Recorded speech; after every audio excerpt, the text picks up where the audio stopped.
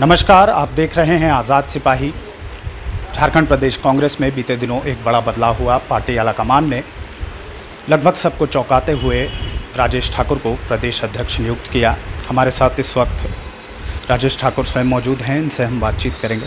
सबसे पहले स्वागत है आपका आज़ाद। धन्यवाद। राजेश जी, सबसे पहले हम जानना चाहेंगे कि पार्टी ने जो ये जिम्मेदारी दी है, ये एक प्रयोग किया है जिसके लिए कांग्रेस, जो कि बहुत कम ऐसे प्रयोग करती है, पार्टी के इस विश्वास पर कैसे खरा उतरेगी? देखिए, कोई प्रयोग नहीं है। निश्चित रूप से पार्टी का एक सिपाही रहा हूँ, लगातार काम करते आया था।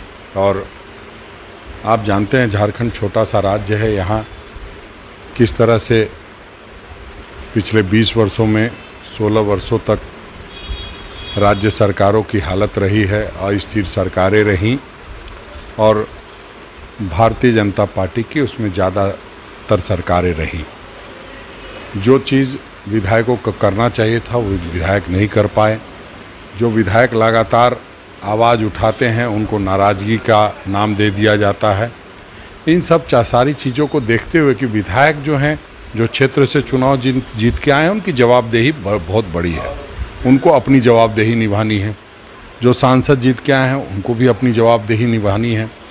और साथ ही साथ एक ऐसे व्यक्ति को बनाया जाए ताकि जो सबको पूरे प्रदेश में जा कर के सब लोगों से मिल कर के मंत्री जी के साथ और विधायकों के साथ समन्वय स्थापित करके, कार्यकर्ताओं का मंत्रियों के साथ समन्वय स्थापित करे, विधायकों के साथ समन्वय स्थापित करे।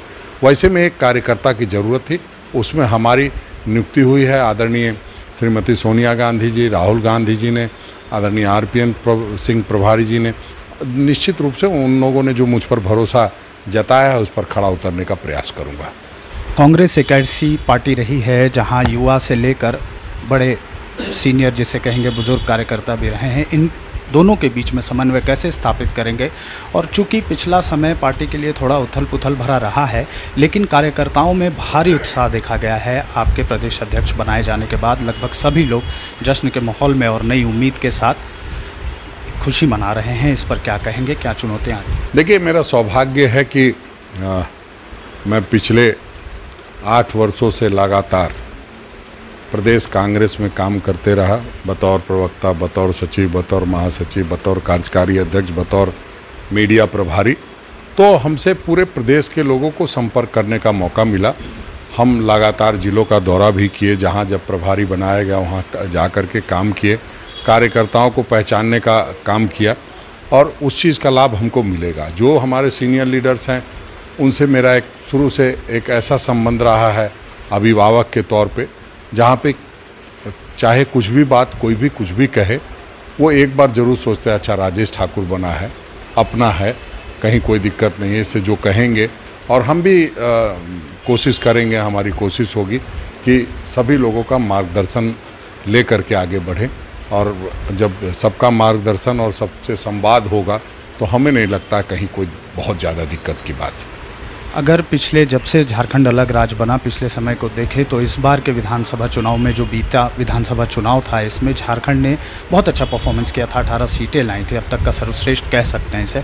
आगे क्या रणनीति होगी आने वाले 24 चुनाव के लिए, ये हम जानना चाहते हैं। देखिए, हम लोग ये समझते हैं कि सबसे पहले संगठन मजबूत करना है। जब हम संगठन मजबूत कर लेंगे तो गठबंधन भी मजबूत होगा, गठबंधन मजबूत होगा सरकार मजबूत होगी, सरकार मजबूत होगी तो जनता मजबूत होगी। तो हम उस पैटर्न पे सबसे पहले, और मेरी संगठन की ही जिम्मेदारी है, मेरी कोई और जिम्मेदारी नहीं है। मुझे कोई सरकारी योजनाओं को लागू नहीं कराना है।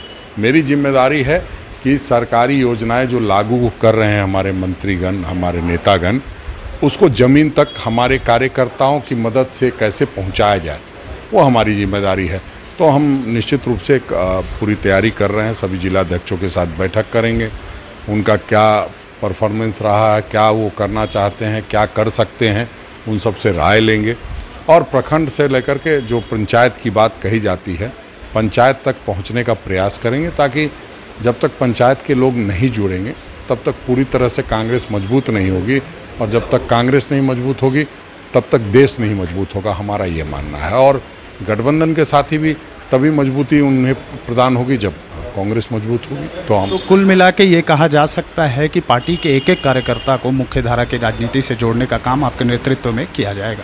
नहीं, देखिए मुख्य धारा, देखिए पार्टी के जितने कार्यकर्ता हैं वो सभी लोगों ने अपने अपने तरीके से मुख्य धारा से जोड़ने का काम किया है।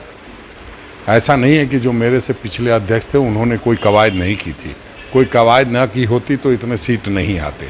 प्रदेश अध्यक्ष डॉक्टर रामेश्वर उरांव जी ने लगातार मेहनत करी, हम लोग उनके साथ मेहनत किए। हमारे प्रभारी आदरणीय आरपीएन सिंह 47 दिनों तक झारखंड में रहे, उसी का परिणाम इतना बड़ा परिणाम है कि हम सत्ता तक पहुँचे हैं। तो हम लोग लगातार मेहनत करने वाले लोग हैं और हमें नहीं लगता है कि कहीं कोई दिक्कत होगी। कार्यकर्ताओं को मान सम्मान चाहिए। कार्यकर्ता चाहते हैं कि जब वो उनका नेता जाए तो वो जब कोई अधिकारी खड़ा हो और जो लोग खड़े हों तो उसकी एक पहचान हो। हमने पूछ लिया, हाँ भाई कैसे हो, उनका नाम लेकर के पूछ लिया, तो उनकी जनता में भी पैठ बढ़ती है कि भैया ये नेता जो है इनको प्रदेश के अध्यक्ष भी जानते हैं और उस मामले में मेरी महारत हासिल है।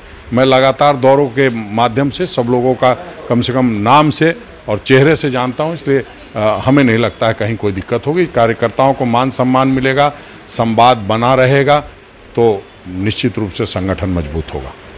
तो ये थे झारखंड प्रदेश कांग्रेस के अध्यक्ष राजेश ठाकुर, जिन्होंने हमारे साथ खास बातचीत की। सहयोगी प्रदीप के साथ मनीष सिंह, आज़ाद सिपाही, रांची।